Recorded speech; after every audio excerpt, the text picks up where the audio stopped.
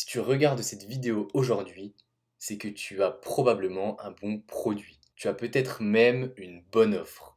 Tu sais que ce que tu vends a de la valeur. Pourtant, tu sens qu'il y a un frein. Tu vois des concurrents qui sont objectivement moins compétents que toi, qui ont des produits moins aboutis, mais qui signent encore plus de clients, plus vite et plus cher. C'est frustrant, je sais, mais la réponse est souvent brutale. Leur perception est supérieure à la tienne. Aujourd'hui, on ne va pas parler de technique de photo pure.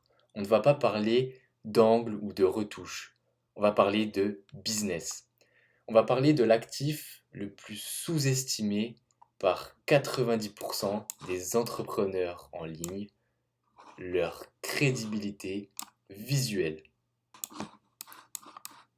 Dans cette vidéo, je vais décortiquer avec toi pourquoi ton image actuelle te coûte probablement de l'argent chaque mois sans que tu ne le saches. On va voir ensemble les 4 erreurs fatales que je vois tout le temps et surtout, je vais te donner un système en 4 étapes pour transformer ton image en véritable levier de la confiance. Reste bien jusqu'au bout car le chapitre 4 est celui qui va te permettre de te démarquer de tes concurrents sur le long terme. Tout d'abord, nous allons parler du vrai rôle de ton image. Commençons par briser un mythe. La plupart des entrepreneurs que je rencontre pensent que l'image, c'est de la décoration. C'est la cerise sur le gâteau. C'est ce qu'on fait quand on aura le budget. Et c'est faux. L'image n'est pas décorative, elle est décisionnelle. Laisse-moi t'expliquer comment fonctionne le cerveau de ton prospect. Quand quelqu'un arrive sur ton profil Instagram ou ta page de vente, il ne lit pas ton texte tout de suite. Le cerveau humain traite les images 60 000 fois plus vite que le texte. En 50 millisecondes, c'est le temps d'un battement de cils, ton prospect a déjà émis un jugement sur toi. Dans ces 50 millisecondes, il ne se dit pas est-ce que son produit ou service est bon. Il se pose 3 questions inconscientes. Est-ce que cette personne est professionnelle? Est-ce que je peux lui faire confiance? Et enfin, est-ce qu'elle me ressemble ou est-ce qu'elle m'inspire? Imagine que tu rentres dans un restaurant. Les nappes sont tachées, la carte est imprimée sur une feuille A4 froissée et la lumière clignote. Est-ce que tu as envie de commander le plat le plus cher? Non, tu as surtout peur d'être malade. Pourtant, le chef est peut-être un génie. Mais l'image t'a envoyé un signal de risque. Sur Internet, c'est pareil. Si les photos sont sombres, floues ou même incohérentes, tu envoies un signal de risque. Et personne n'achète quand il y a du risque. Maintenant, creusons un peu plus. On pense souvent que belle photo égale vente, mais c'est un raccourci. En réalité, l'équation est différente.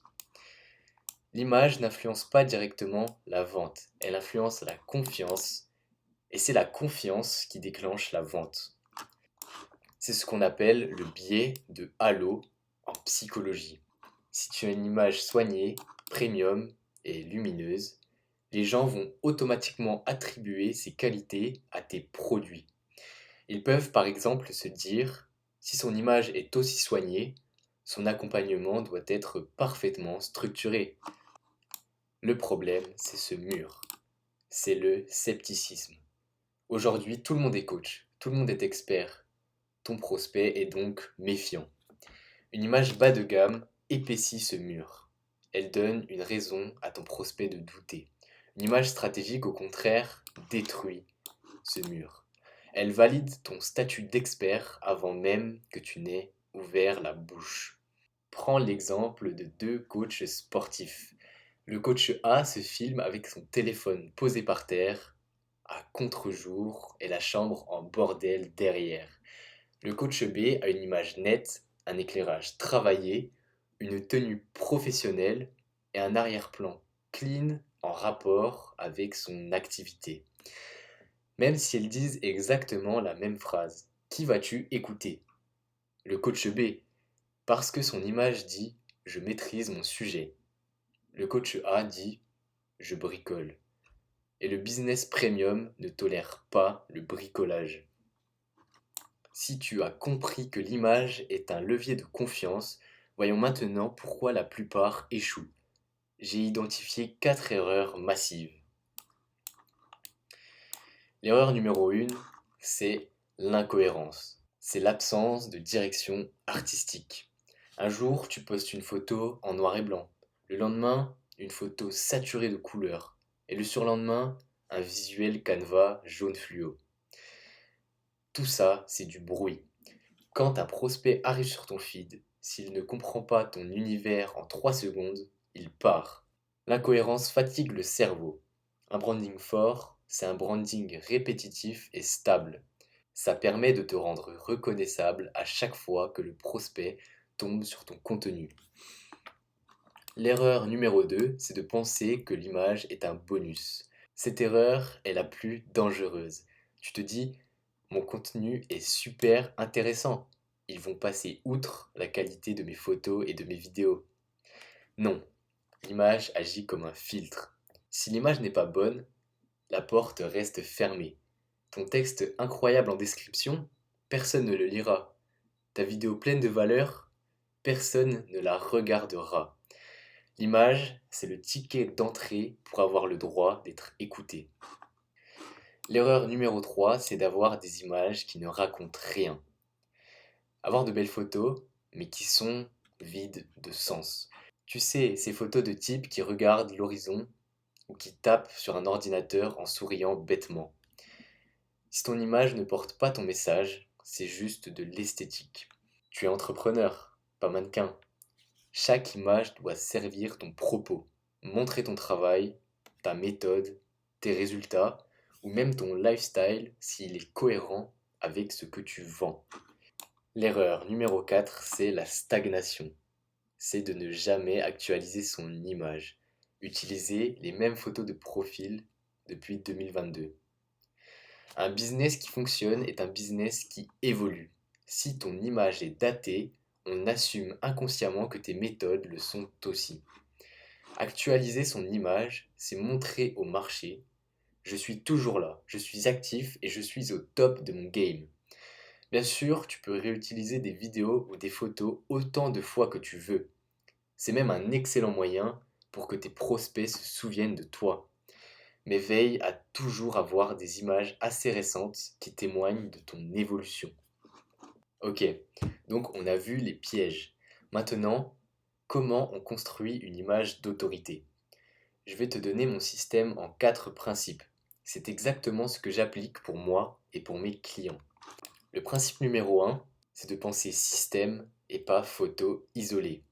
Arrête de penser photo par photo. Pense global. Tu dois définir tes codes. Quel est ton style de lumière? Si tu vas préférer des lumières plutôt douces, dures, sombres ou au contraire lumineuses. Quelles sont tes couleurs? Il faut que tu définisses des couleurs dominantes que tu vas utiliser pour quasiment l'ensemble de tes publications. Et enfin, quel type de retouche tu vas utiliser pour tes photos et pour tes vidéos.